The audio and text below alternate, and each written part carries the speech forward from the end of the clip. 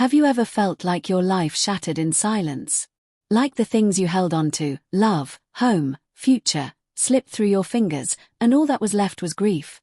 That's where Ruth's story begins. Not with miracles or victories, but with funerals. Her husband was dead. Her dreams buried. Her mother-in-law bitter and broken. And in that place of ashes, she made a decision that would define her destiny. Where you go, I will go. Loyalty not born from comfort, but from covenant. Ruth's story isn't just biblical history. It's a mirror for anyone who ever had to stay standing when everything inside screamed to run. Welcome to Psyche of Faith, a space where we explore the emotional and spiritual depths behind biblical stories. Here, we don't just tell what happened, we ask how it felt. If you've ever struggled with identity, loss, loyalty, or the longing to belong, you're in the right place. Today's episode takes us into the heart of one woman's quiet courage. This is not just a story about a faithful daughter-in-law.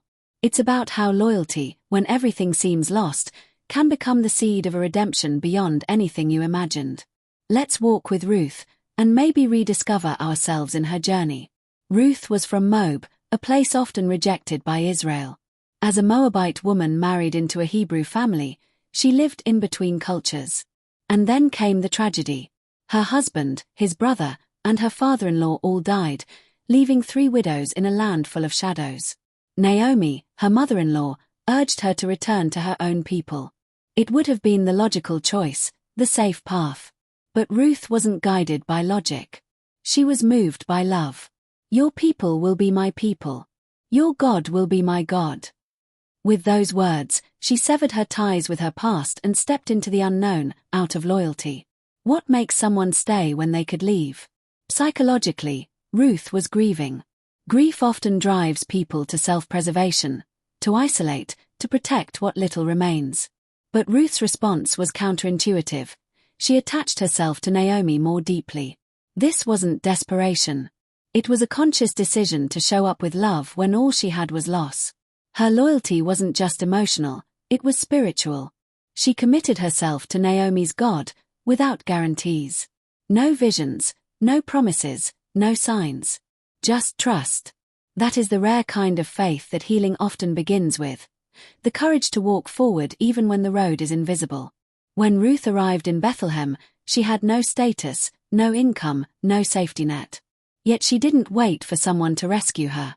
She got up and went to glean in the fields, collecting leftover grain behind harvesters, exposed to danger and judgment. Imagine how psychologically vulnerable that made her. She was poor, foreign, and female in a patriarchal world. But Ruth's loyalty wasn't passive, it worked. Her humility wasn't weakness, it was strength disguised. In therapy, we call this post-traumatic growth, when the pain doesn't crush you, but refines your character into something resilient, radiant, and rare. In that same field, Ruth caught the attention of Boaz. But this was no fairy tale moment. Boaz didn't rescue her, he respected her. He had heard of her loyalty, her work, her quiet sacrifices. His kindness was a healing balm, not a shortcut. Psychologically, what Boaz offered Ruth was earned secure attachment. After experiencing death, displacement, and vulnerability, Ruth encountered someone who saw her worth before anything changed.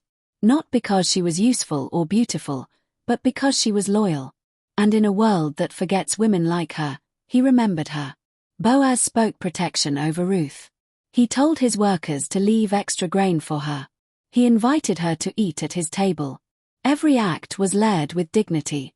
He restored not only her circumstances, but her sense of identity. She was no longer the Moabite widow but a woman worthy of favor. This is what happens when people are seen through the lens of honor. Ruth's story teaches that redemption doesn't always come with fireworks. Sometimes, it arrives in whispered kindness, in daily bread, in one person who treats you like you belong. We often think healing means forgetting the past. But Ruth shows us it means transforming it. Her past didn't vanish, it became the soil for new life. Every day she gleaned grain, she was writing her story. Every act of perseverance was building something sacred. And eventually, Naomi noticed. The woman who once called herself bitter now began to hope again. Because loyalty is contagious. When you stay faithful in the fire, others feel the heat of your courage and begin to believe again. Ruth's loyalty healed Naomi, too. Quietly, slowly, powerfully. In a beautiful twist, Naomi began guiding Ruth into her next season. She saw Boaz's kindness and instructed Ruth on how to approach him with respect and cultural care. This wasn't manipulation, it was mentorship. Naomi's bitterness had become wisdom. And Ruth listened. She laid at Boaz's feet in the night, not as seduction, but as a gesture of covenant. "Spread your garment over me," she said. In Hebrew culture, this meant, "Will you cover me with your name, your protection, your legacy?" It was a humble, bold, sacred question. And Boaz said yes. Boaz didn't just say yes with words, he acted. He legally secured Ruth as his wife, restoring her inheritance and Naomi's family line. Their union was more than romance, it was redemption. And soon, a child was born. Ruth held her son, and Naomi held him too, and the women of the town said, "Naomi has a son." That child, Obed, would become the grandfather of King David. Ruth, the Moabite widow, entered the royal lineage of the Messiah. From foreignness to family. From loss to legacy. This is the beauty of redemption through loyalty. Emotionally, Ruth's journey reminds us that loyalty often costs us everything, but it gives us something deeper, purpose. She gave up her homeland, her status, and her security, yet found herself in the exact place God had prepared. The world may see loyalty as weakness, but Ruth shows us its holy courage. It's choosing the hard road when the easy one whispers comfort. It's staying in the story when your chapter feels forgotten. And in doing so, it rewrites not only your ending, but the story of those around you. Loyalty isn't loud. It doesn't always post itself. It doesn't demand applause. It is quiet, gritty, consistent love. It looks like waking up and choosing to care, to give, to serve, again. Ruth didn't know her name would be remembered. She didn't stay with Naomi to gain favor. She stayed because love rooted her soul. And that kind of love echoes through generations. Ruth's loyalty may not have changed the whole world, but it changed her world and shaped the world to come. Maybe you're in a field right now, feeling forgotten. Maybe your sacrifices go unnoticed. Your loyalty feels unreturned. But don't stop. What Ruth didn't know was that the field she gleaned in was her future home. The man who saw her humility would become her partner. The God she followed in faith would honor her deeply. And the pain she thought would define her story became the opening chapter of her healing. Loyalty may feel invisible now, but it is never wasted. If you've ever chosen to stay when leaving felt easier, if you've ever walked through grief and still showed up for others, if you've ever trusted God with trembling hands and no clear answers, then you understand Ruth. She is you. And your story, like hers, is still being written. One field at a time. One act of love at a time. One choice of loyalty at a time. And one day, you'll look back and see, the Redeemer was walking beside you all along. Dear soul, you don't have to be perfect to be part of God's plan. You just have to be faithful. Ruth didn't perform miracles. She just kept showing up with love. And that was enough for heaven to move. So today, wherever you are, whatever you've lost, stay. Stay loyal to the call on your life. Stay loyal to the God who sees. And trust that loyalty will always lead you to redemption, in ways you never expected. If this story touched your heart, pause for a moment and think about the people in your life who walk in silence, who give without expecting, who stay when others leave. Maybe you've seen someone carry pain without complaining, love without condition, serve without recognition. Ruth was that kind of soul, and maybe you are too. If no one has told you this lately, hear it now, your loyalty matters. Your faithfulness is not forgotten. There is strength in your steady hands, there is beauty in your quiet love, and there is purpose in your path. Share this message with someone who needs to hear it, not as a performance, but as a gift. Because when we acknowledge the sacred in one another, we bring healing into the world. Sometimes, the simplest act of encouragement can shift a heavy heart. Let this story be that shift. Let it be a reminder that you are not invisible. Heaven sees loyalty, and heaven calls it holy. Ruth's story is not just her own, It's a light for anyone who chooses to love bravely in the dark. In a world that often celebrates noise, Ruth teaches us the power of quiet faith. She didn't try to impress anyone. She didn't make speeches or seek validation. She simply chose to stay. She chose to believe that covenant mattered more than comfort. Her story wasn't about achieving a great position. It was about embodying a great heart. And that is where true redemption begins. Not with grand gestures, but with unwavering love. Her steps in the dusty fields of Bethlehem were not glamorous, but they were sacred.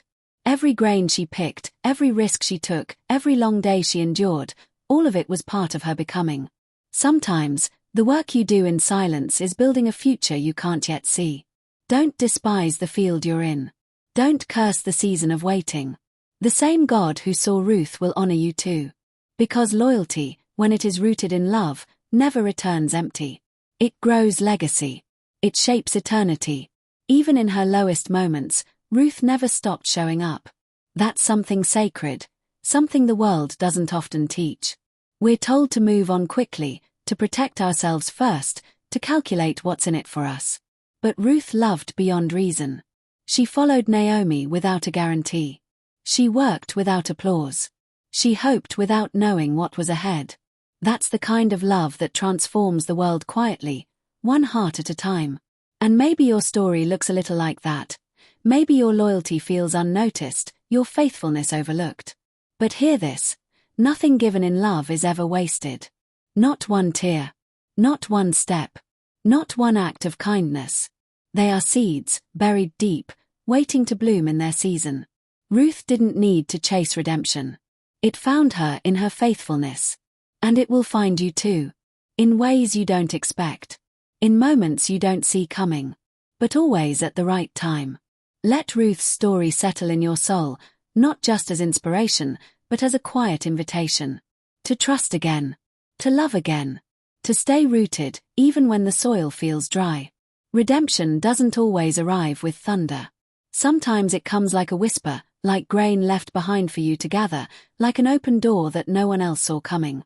And maybe your life is still in that middle part, the part where you're gleaning, the part where you're tired, the part where the ending hasn't unfolded yet.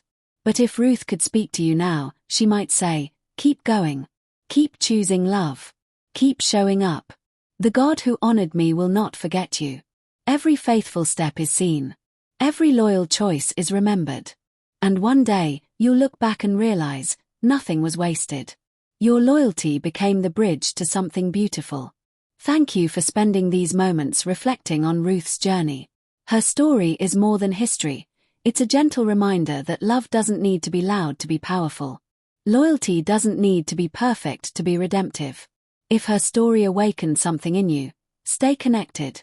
Subscribe to Psyche of Faith if you haven't yet.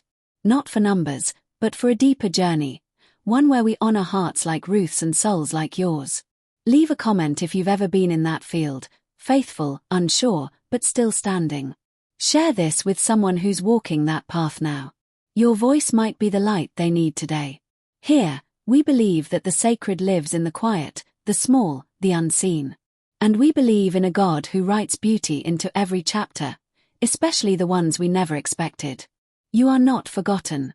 Your loyalty is shaping something eternal. You're not alone in the field.